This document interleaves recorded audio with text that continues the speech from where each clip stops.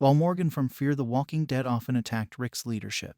His demise in Season 8 demonstrates why The Walking Dead's first protagonist is still the series' top protagonist. Throughout The Walking Dead, Rick Grimes fought with a lot of other survivors, but few people had as much of an influence on the flawed antihero of The Walking Dead as Morgan.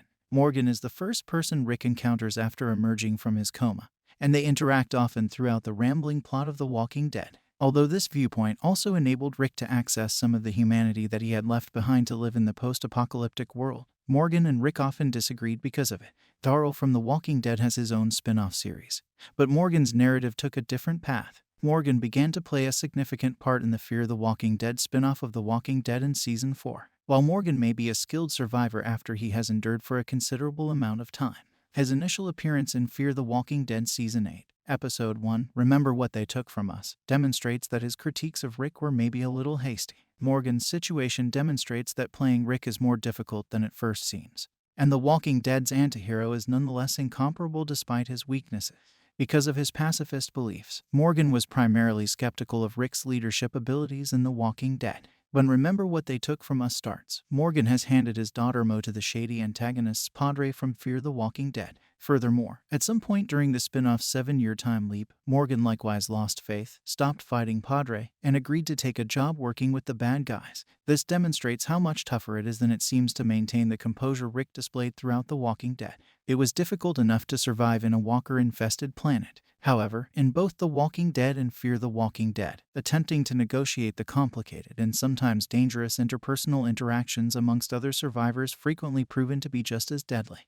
Morgan's peaceful resistance certainly broke under the strain of battling Padre at some time between Fear the Walking Dead Seasons 7 and 8.